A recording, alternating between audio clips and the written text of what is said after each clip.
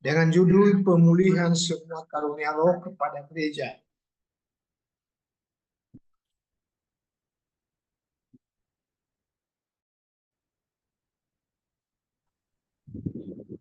Pemulihan itu artinya sudah sempat dia sakit-sakit, sudah sempat tidak lancar, sudah sempat tidak berdaya. Jadi saatnya gereja dipulihkan. Karunia-karunia roh diberikan kepada gereja Tuhan untuk diterapkan oleh roh itu sesuai dengan kehendak Allah. Karunia-karunia itu dinyatakan melalui seseorang anggota. Tetapi perseorangan itu tidak memiliki karunia itu secara pribadi. Karena karunia itu diberikan kepada gereja dan bukan kepada perseorangan. Ini harus kita mengerti secara benar. Supaya karunia yang Tuhan berikan kepada seseorang itu artinya untuk membangun gereja lokal. Bukan untuk pribadi. Karena karunia itu diberikan kepada gereja, bukan kepada perseorangan. Karunia tidak dapat dilahirkan orang murtad di luar gereja. Karunia ini seluruhnya bekerja dalam sebelum zaman kegelapan. Dan semuanya sudah dipulihkan lagi kepada gereja Tuhan ketika gereja bangkit di akhir zaman. Kegelapan dalam 1 Korintus 12 ya, sana kita bisa lihat karunia itu dibagikan kepada setiap orang. Tapi tujuannya adalah membangun Yesus. Membangun kesatuan. Membangun supaya saling memahami. Ada satu atau seorang yang pernah saya lihat di gereja dulu di Jalan Sekra. Dia punya karunia untuk berdoa untuk orang sakit. Kalau dia doakan, dan memang nyata kesembuhan. Tetapi lama-lama saudara ini merasa bahwa karunia itu untuk dirinya sendiri dan suka berkata, karuniaku lebih baik daripada pendetaku. Ini harus diwaspadai, dinasehati jemaat yang punya karunia untuk kesembuhan atau karunia-karunia lain. Tujuan Tuhan memberikan itu kepada setiap anggota gereja adalah fungsinya untuk membangun gereja lokal itu. Jadi seseorang datang ke gereja lokal itu atas penentuan Tuhan. Jadi kalau keluar dari gereja lokal itu bukan datang dari Tuhan. Itu adalah dari keinginan daging manusia.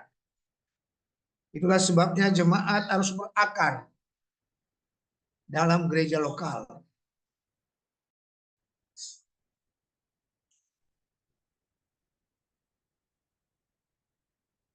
Kalau satu jemaat berakar dalam satu gereja lokal, maka tertarik yang lain untuk membentuk tubuh Kristus di gereja itu. Supaya gereja itu bangkit di akhir zaman ini. Gereja harus bangkit di akhir zaman ini. Dalam penelitian,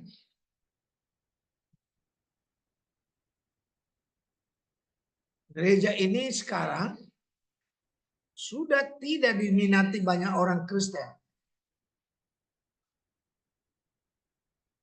Kenapa? Ada banyak penyebab. Salah satunya karena tidak punya komunitas yang baik dalam gereja lokal. Jadi dia merasa asing di gereja itu. Itu sebabnya gereja lokal, seluruh pelayan dan anggota harus membangun komunitas yang benar supaya anggota gereja betah dalam gereja itu. Dan karunia yang ada pada seseorang, mungkin karunia untuk menyanyi, karunia untuk bersaksi, karunia untuk mengajar, karunia untuk kesembuhan, semua tujuannya hanya satu, untuk membangun tubuh Kristus. Itulah pemulihan yang kita harus alami di gereja lokal masing-masing. Berikut tanda-tanda penyertai orang beriman.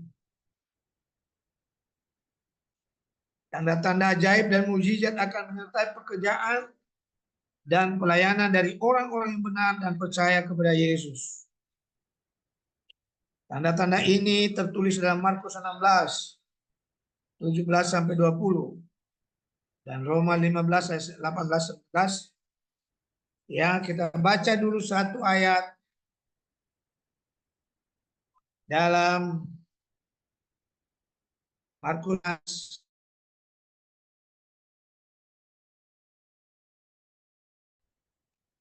ayat 17-20.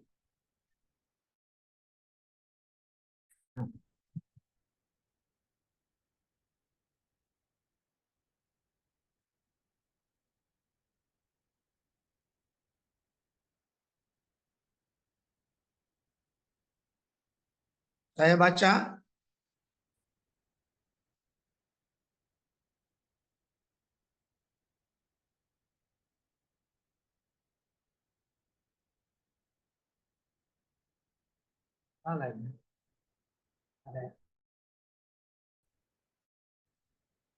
Tanda-tanda ini akan menyertai orang-orang yang percaya.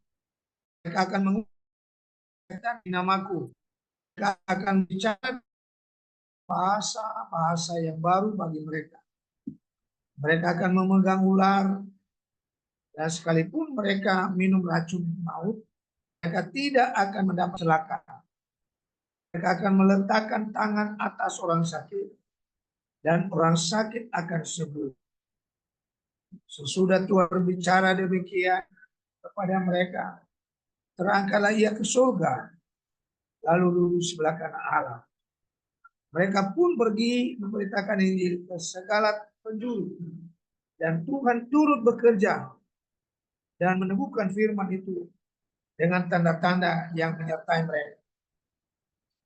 Saudara yang kami kasihi dalam Yesus Kristus, tanda-tanda yang menyertai orang percaya adalah mengadakan mukjizat-mukjizat diri sendiri. Tadi yang saya katakan bahwa seseorang yang punya talenta atau karunia untuk kesembuhan, pernah dia mencoba buka praktek di rumahnya dan dia tulis, datanglah kesembuhan ilahi terjadi. Jadi sekali lagi, ini bukan untuk diperjualbelikan, bukan untuk dipromosikan secara duniawi, untuk mencari dunia, untuk mencari uang. Dan apa yang terjadi dengannya? Dia menjadi orang yang stres. Dia jalan-jalan di jalan, dan akhirnya dia buka baju, dan akhirnya dia menjadi orang yang gila. Inilah orang yang salah guna, menyalahgunakan karunia. Jadi sekarang ini kalau kita lihat, banyak sekali hamba Tuhan yang salah gunakan karunia. Dia pikir karunianya untuk berlagak dengan gembalanya. Itu bukan. Karunia yang dikaruniakan kepada seseorang dalam gereja lokal, tujuannya untuk membangun gereja lokal itu.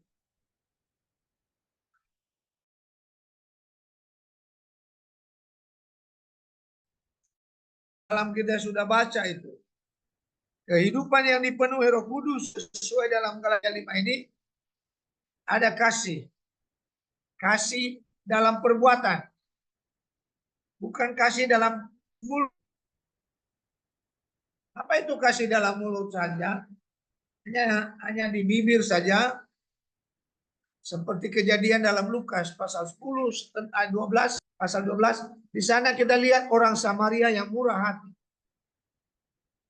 Bagaimana seorang imam bertindak melihat orang yang membutuhkan pertolongan dengan argumen alasan, dia katakan saya sibuk di bait Allah. Dia memang bilang kasihan kamu, tapi tidak buat sesuatu apa-apa. Demikian juga orang Lewi lewat. Dan ia berkata-kata, kasihan sekali kamu. Siapa yang pukul kamu? Soalnya banyak dia berbicara tentang kasihan. Tapi tidak buat apa-apa. Kasih itu apa yang dilakukan orang Samaria yang murah hati. Tanpa berbicara. Tapi dia turun dari keretanya. Dia ambil apa yang ada sama dia, obat-obatan. Lalu diberikan. Bahkan dia bawa ke tempat penginapan. Dan di sana dia serahkan 2 dinar. Dan dia katakan, bila kamu belanjakan mengurus dia lebih dari 2 dinar, saya akan datang kembali dan saya akan bayar semuanya. Itulah kasih. Kemudian yang kedua, sukacita. Kita bersukacita bukan dibuat-buat, tapi sukacita bukan pada roh. Bukan karena ukuran materi kita bersukacita. Tapi sukacita kita ketika kita bersaksi. Ketika kita punya kesempatan berdoa untuk orang lain. Ketika kita punya waktu untuk membawa orang ke gereja. Itulah sukacita kita. Ketika kita membawa jiwa-jiwa baru untuk mendengarkan firman Tuhan. Untuk ikut sekolah Samini. Itu sukacita kita. Kita bisa ambil bagian dalam pelayanan Tuhan. Jadi bukan karena materi, tapi ada sesuatu yang kita buat yang membuat Yesus tersenyum. Itulah namanya sukacita. Dan damai sejahtera. Kita berdamai bukan hanya kepada orang yang mengasihi kita, tapi kita berdamai juga dengan musuh kita. Itulah damai sejahtera. Dari wajah kita yang memberikan berkat kepada orang lain yang senyum. Senyum saja itu sudah memberkati orang lain. Coba berikan senyum dulu semua. Senyum, senyum. Nah itu sudah memberkati orang lain. Haleluya. Ada kesabaran.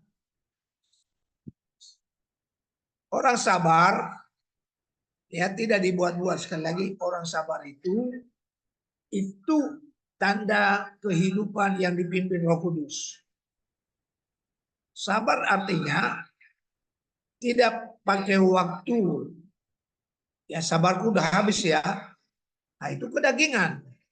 Masa sabar habis? Kalau Roh Kudus tidak pernah habis sabarnya.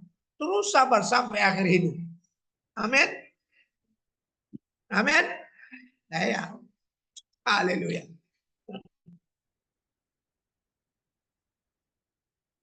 Kemurahan. Bukan murahan. Tapi murah hati. Suka peduli dengan orang lain. Suka peduli dengan pekerjaan Tuhan. Suka peduli dengan kegiatan-kegiatan rohani. Ya. Jadi itulah kemurahan. Tidak perhitungan. Tapi uangku hanya ongkos saja sekian.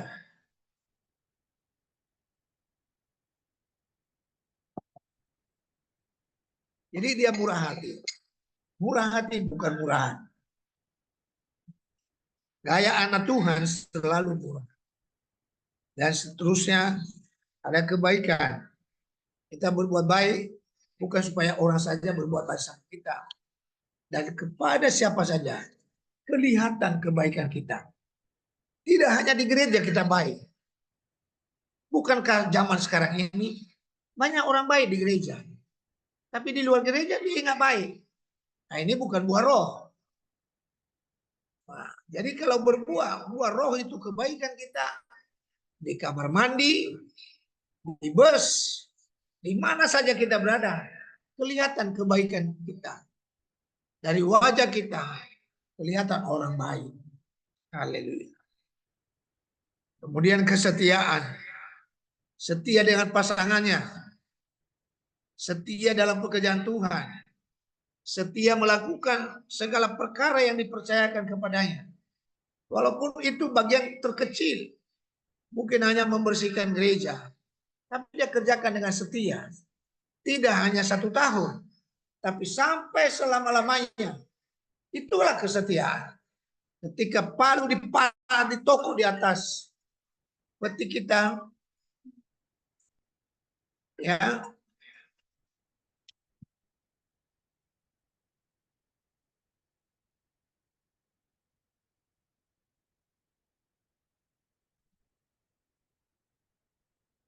jadi saudaraku yang kekasih, hendaklah kita memiliki kesetiaan.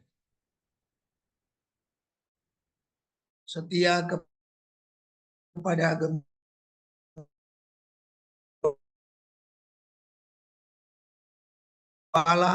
setia kepada istri, istri setia kepada suami. Masyarakat, baik itu kelas menurut dunia kelas rendah. Kalau orang yang dipenuhi Roh Kudus, tidak ada dalam dirinya berkelas-kelas manusia itu. Semua sama kita di hadapan Tuhan. Sama. Kita harus sama. Kita hargai juga orang lain. Kita harus hargai. Tidak hanya pembesar yang kita hargai. Tidak hanya ketua nasional yang dihormati. Tapi kita hormati semua orang. Itulah yang disebut dengan buah-buah roh.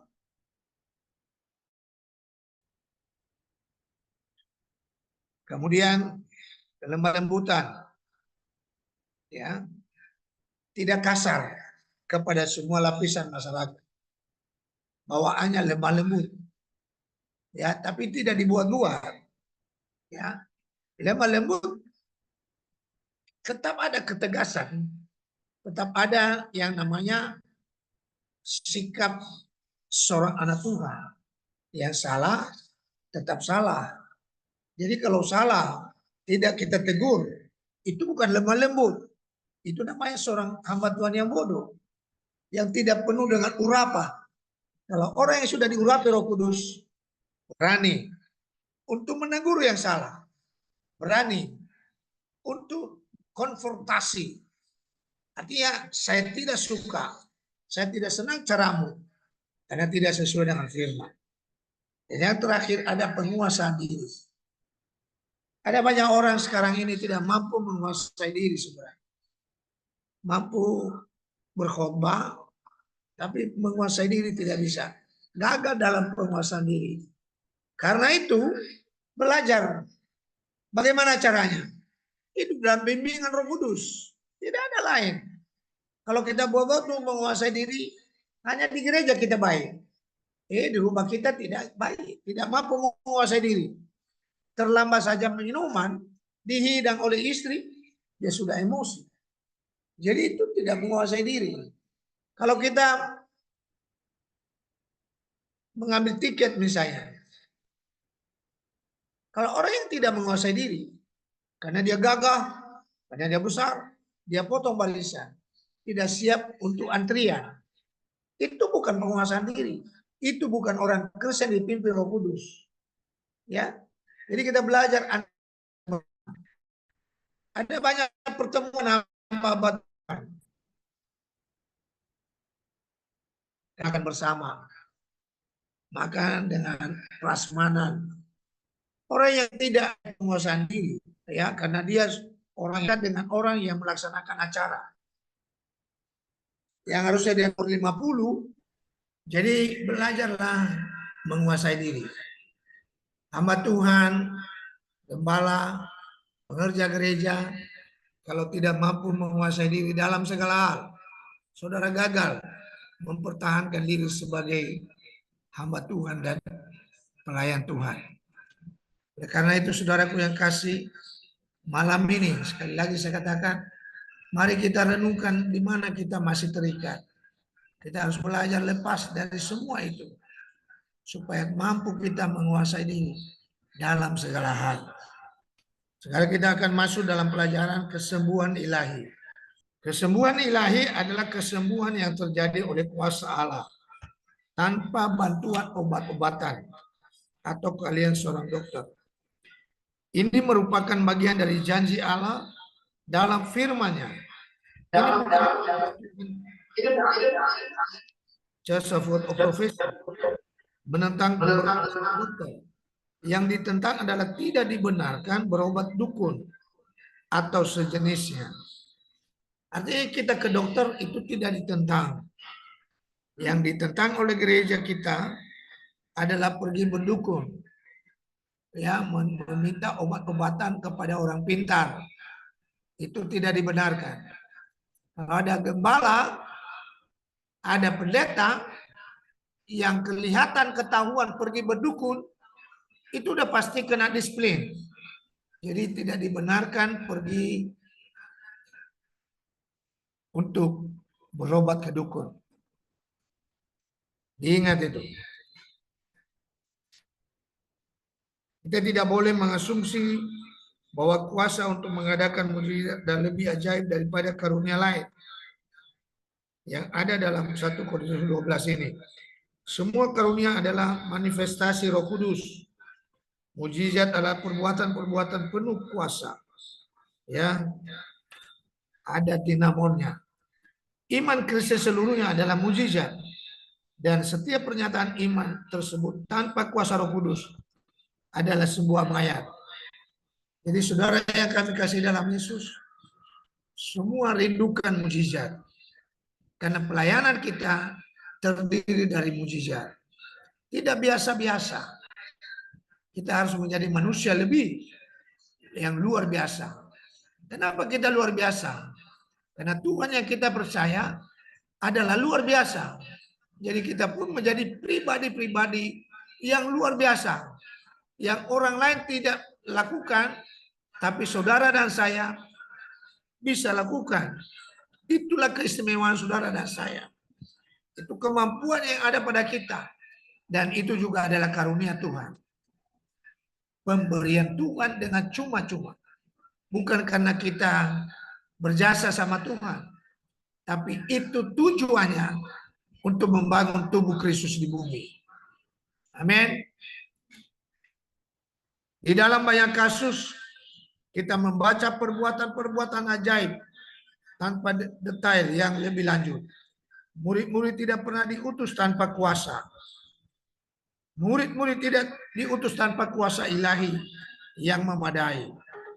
Bahkan ketika Yesus masih di bumi, ia perintahkan pada murid-muridnya untuk tidak meninggalkan Yerusalem sebelum menerima kuasa dari yang Maha Tinggi.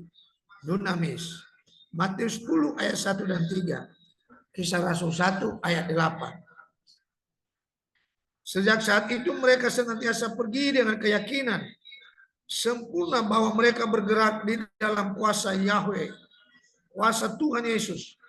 Paulus berkata, aku tahu bahwa ketika aku datang kepadamu, aku akan datang dalam kepenuhan berkat Injil Kristus.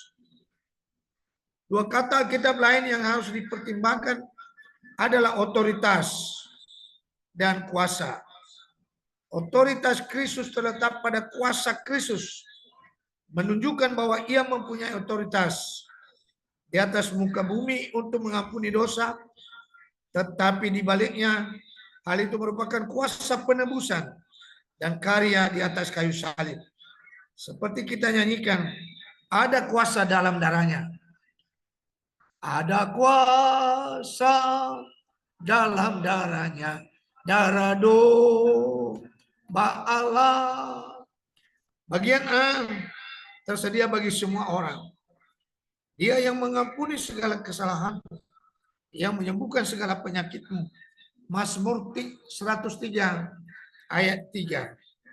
Kesembuhan ilahi tidak terbatas kepada orang tertentu.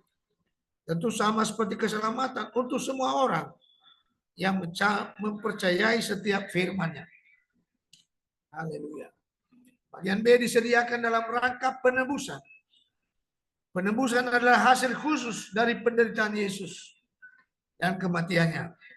Melalui iman dan kepercayaan dalam nama Yesus, memperoleh keselamatan dan kesembuhan.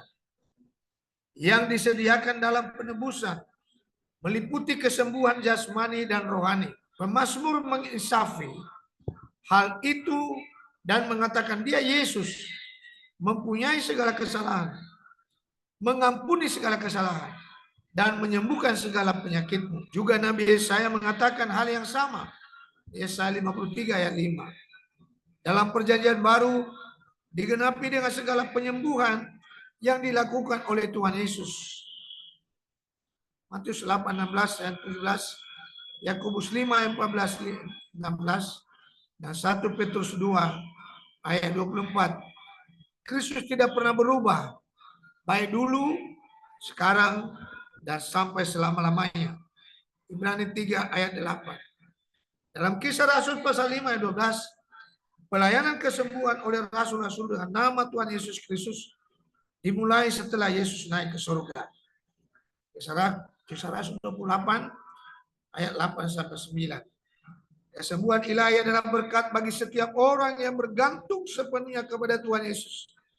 Dan otoritas ini adalah tanda-tanda menyertai orang percaya. Untuk memasuki pelayanan kesembuhan, kita perlu hati-hati dan jangan tergesa-gesa menumpang tangan. Hendaknya didahului dengan pelayanan kelepasan atas dosa pribadi dan dosa turunan. Karena yang kita inginkan adalah kesembuhan rohani dan juga kesembuhan jasmaninya. Mari kita mulai dengan langkah-langkah sebagai berikut. Arahkan dalam pengakuan dosa. 1 Yohanes 1 ayat 9. Ada 3 kategori tentang pengakuan. Semalam saya sudah singgung itu. Pengakuan secara terpaksa. Misalnya, ketika Tuhan Yesus merestui Saul untuk memerangi bangsa Amalek. Saul pergi berperang dan menang. Dan justru dalam kemenangannya, ia berpikir lain. Ia biarkan Raja Agag hidup dan mengambil semua ternak yang gemuk-gemuk. Dan ketika ditanya Samuel, ia menjawab untuk dipersembahkan kepada Tuhan Yesus. Alkitab mencatat, justru caranya itulah yang membuat ditolak. Saul ditolak karena dia pakai pikirannya. Menurut dia, itu sudah bagus. Tapi menurut Tuhan, tidak bagus. Karena itu hati-hati, yang menurut kita pikiran kita bagus, belum tentu itu bagus menurut Tuhan. Yang kedua, pengakuan karena dipaksa. Misalnya, 2 wanita yang sedang merebut bayi. Raja Salomo menyuruh anak itu supaya dibelah 2. Yang sebelah untuk ibu yang satu, dan yang sebelah lagi untuk ibu yang lain.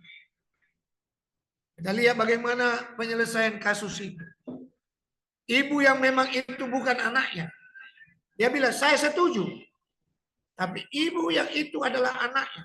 Dia tidak rela anaknya dibelah di depan matanya. Dia katakan, jangan.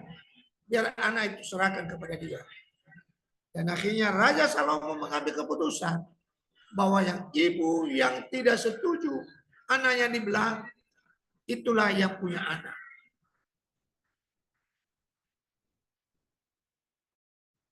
Sekalipun kita sudah diselamatkan, tetapi kita sangat perlu penyembuhan batin, yaitu kelepasan dari berbagai kebiasaan buruk. Misalnya merokok, togel, suka memukul istri, cakap kotor, dan lain-lain.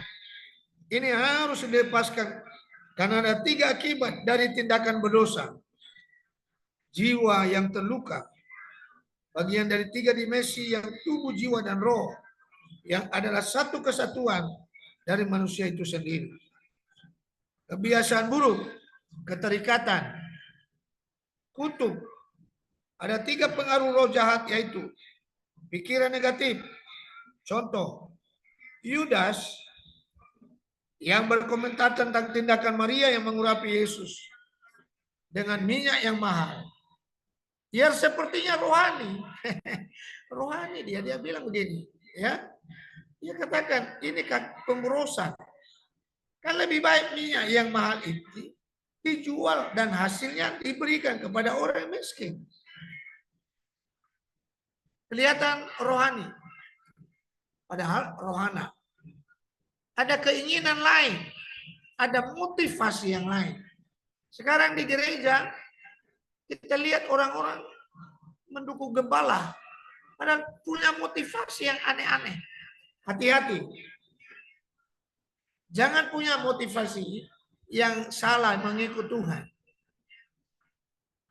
Periksa motivasimu supaya Anda mencapai tujuan yang sebenarnya.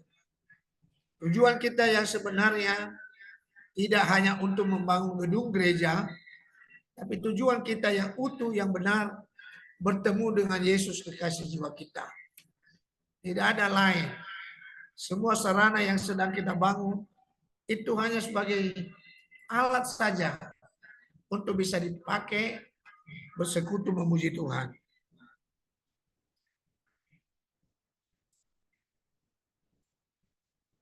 Kita perlu juga mengetahui cara masuknya roh jahat.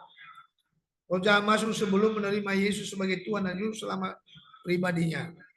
Roh jahat masuk setelah diselamatkan karena tidak terus diisi dengan firman Tuhan. Itulah kegagalan-kegagalan jemaat masa kini. Senang dengan baptisan selam, setelah itu tenang-tenang tidak lagi ke gereja. Nanti ada perlombaan, baru ditarik-tarik ikut. Tidak kuat orang Kristen semacam itu. Kekuatan kita persekutuan. Kekuatan kita doa. Kekuatan kita baca firman. Baca kitab suci. Doa tiap hari kalau mau. Kalau mau tumbuh, kalau mau tumbuh, baca kitab suci, doa hari kalau mau.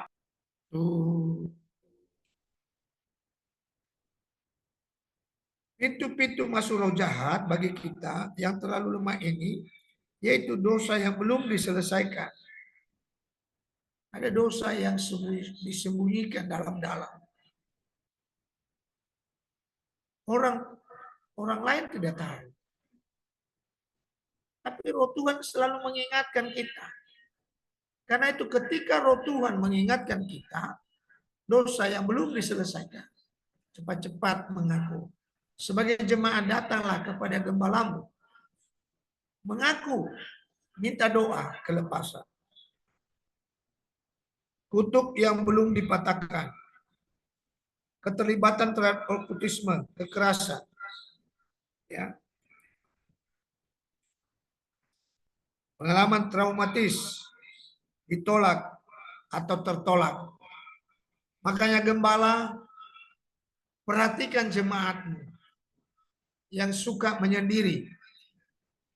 Ya, ke gereja suka sendiri, di dalam bangku gereja suka sendiri, tidak mau berteman. Ini ada sesuatu. Mungkin dia trauma, mungkin dia ada dosa yang belum terbereskan.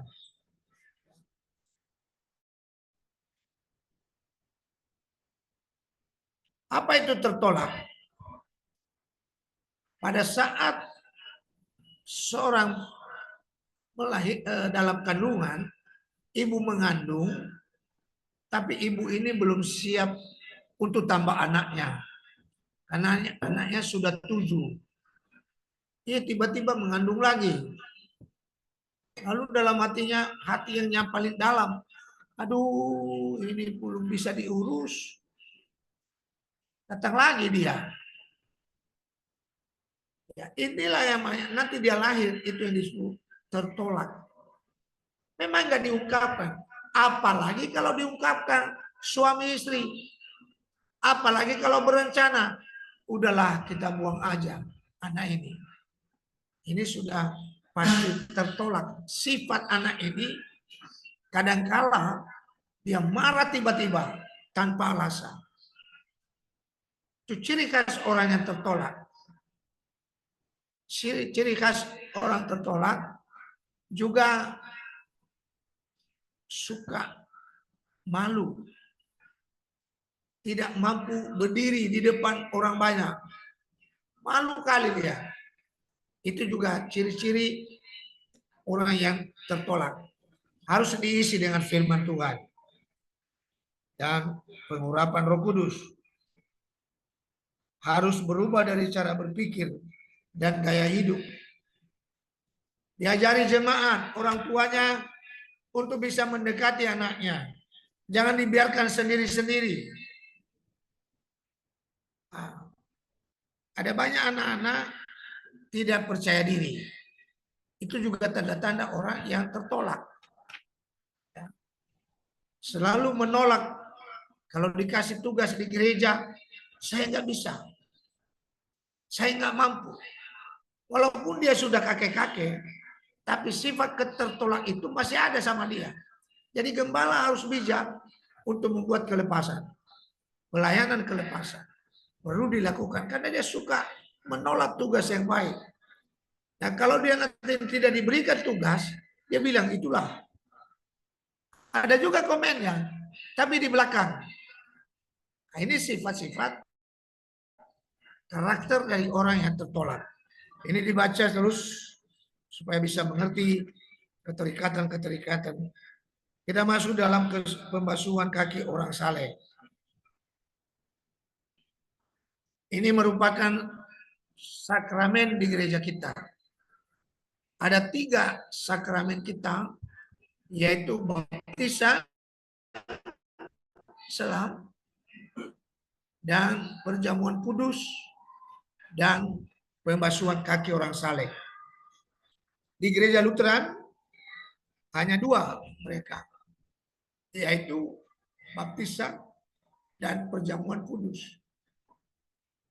Gereja Tuhan ada 3, yaitu pembasuhan kaki, perjamuan kudus, dan pembasuhan kaki, perjamuan kudus. Apa satu lagi? Ada 2 yang merupakan perbuatan gereja, yaitu pemberkatan anak-anak dan pemberkatan nikah kudus. Dalam pembicaraan pertemuan-pertemuan pimpinan gereja kita, selalu saya usulkan ini termasuk acara sakral. Pernikahan itu sakral. Pemberkatan anak adalah sakral juga. Karena itu adalah perintah Yesus.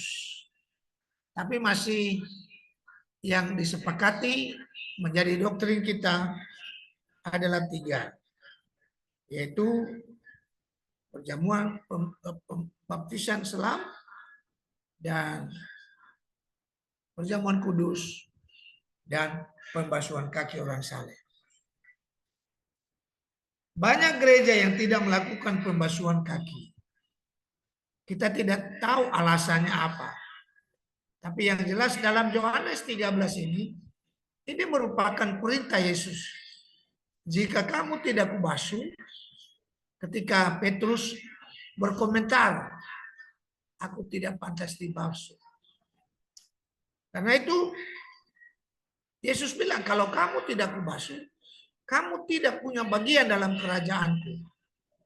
Jadi jika aku membasuh kakimu, kamu pun wajib membasuh satu dengan lain. Apa makna yang terkandung dalam pembasuhan kaki ini? Ya. Makna yang terkandung dalam pembasuhan kaki adalah menunjukkan kepatuhan dan ketaatan kita kepada guru yang agung dan mulia. Yang kedua, halaman 76, saling merendahkan diri satu dengan yang lain. Saling melayani satu dengan yang lain. dan harapan kita supaya mendapat bagian dalam kerajaan Kristus. Yang berikut menyadarkan umat Tuhan bahwa kita sama-sama pelayan Tuhan, kawan sekerja Tuhan Yesus.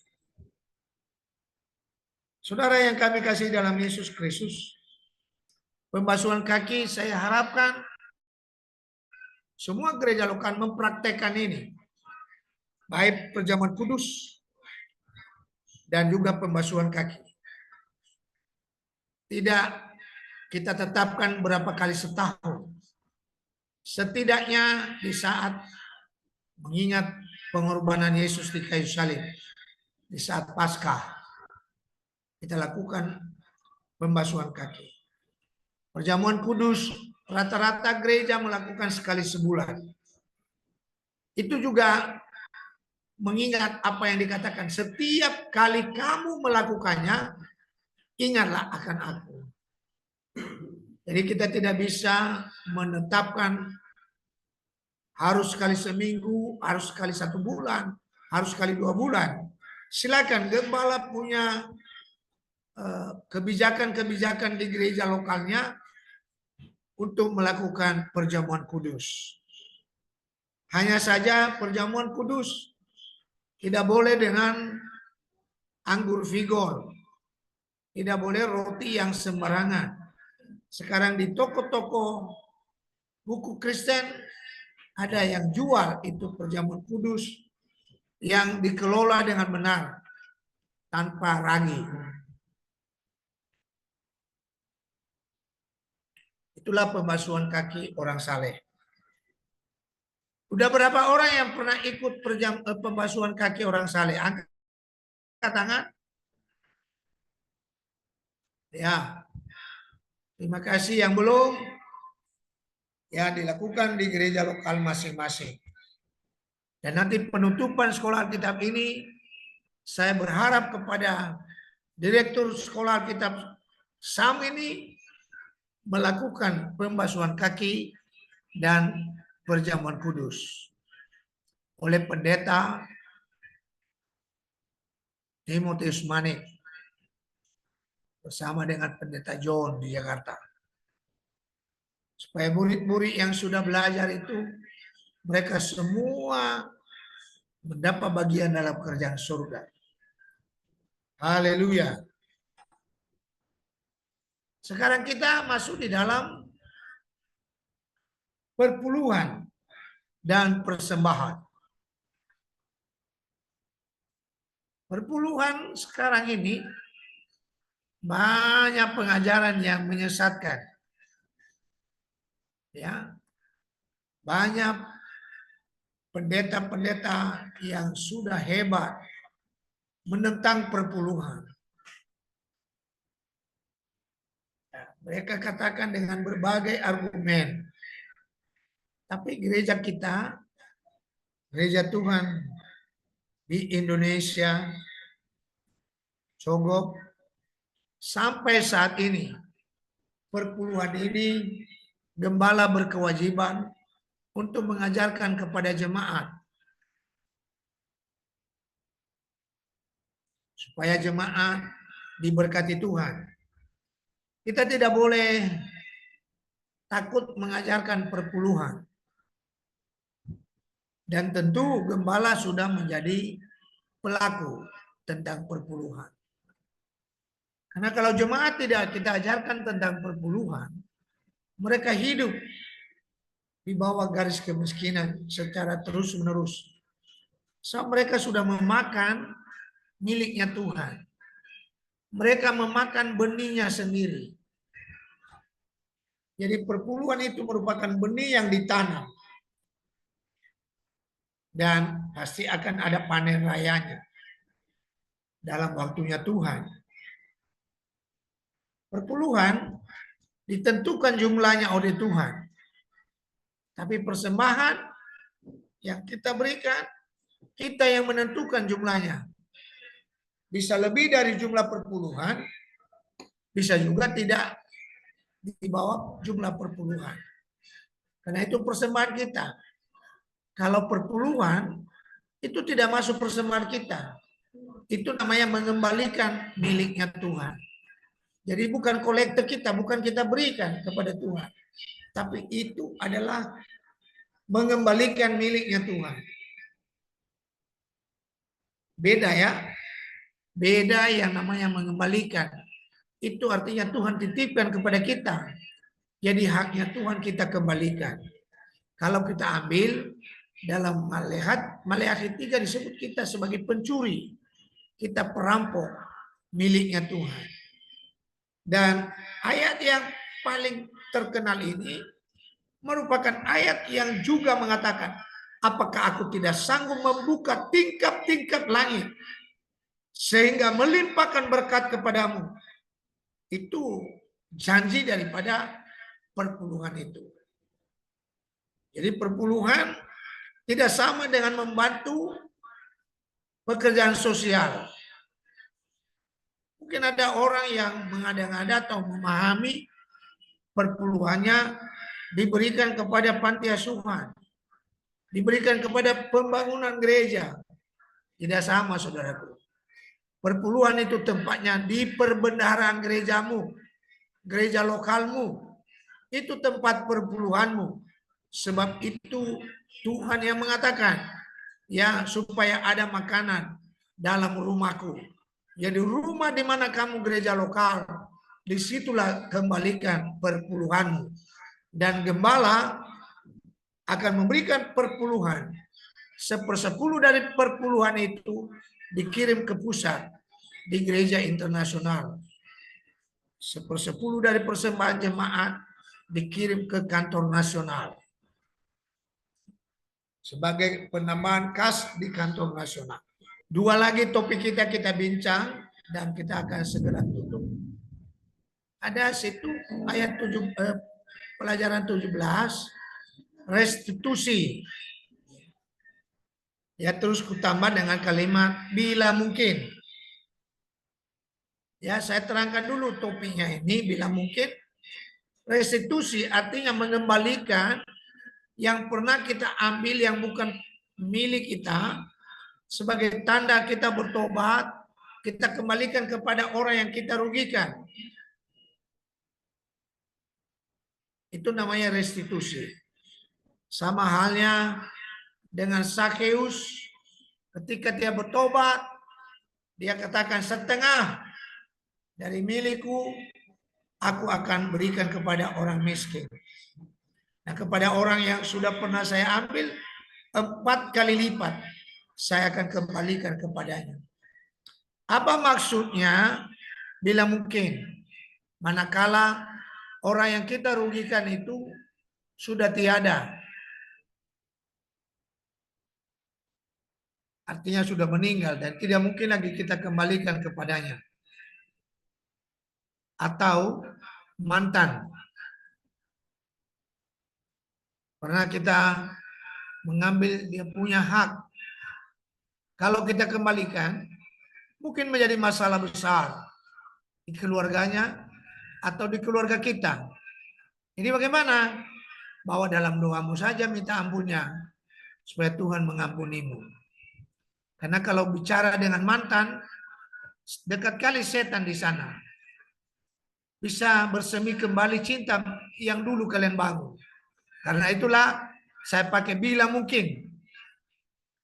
Jangan dipaksakan. Kita berbuat baik, tapi bisa menjadi masalah baru. Karena itu bawa saja dalam doamu. Sebut namanya. Si Uco, saya pernah rugikan dia. Tapi jangan bayangkan wajahnya lagi. Nanti kamu berdosa lagi kepada dia. Haleluya. Jadi itu bilang mungkin ya. Restitusi adalah tindakan mengembalikan sesuatu yang diambil secara salah atau membayar harganya kepada seseorang yang telah dirugikan. Allah mewajibkan orang-orang bertobat untuk melakukan hal demikian. Jika memang mungkin misalnya orang masih ada, kita bisa melakukannya dengan mendatangkan sukacita. Ke-18, dan ini topik terakhir malam ini, dan ini sudah dibahas lebih dalam oleh Bapak Pendeta Timotius Sumane.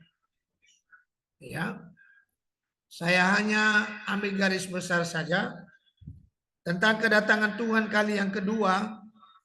Ada dua tahapannya. Tahapan pertama, dia datang dan kita menyongsong dia di udara. Ya, semua orang yang hidup takut akan Tuhan, dipimpin oleh Roh Kudus dan sudah dimenteraikan, maka mendengar suara nafiri Allah saat dibunyikan dan menyongsong Tuhan di angkasa. Kemudian tahapan yang kedua, ia datang. Di tahapan pertama kebangkitan, hanya orang-orang yang mati di dalam Tuhan dibangkitkan. Tapi orang yang di luar Tuhan tetap di dalam Hades. Saudara yang kami kasih dalam Yesus, di tahapan kedua, Yesus datang dan semua dengan bersama malaikatnya, dan sebuah orang yang sudah meninggal di luar Tuhan juga turut dibangkitkan untuk masuk ke dalam penyiksaan. Masih belum neraka. Ya.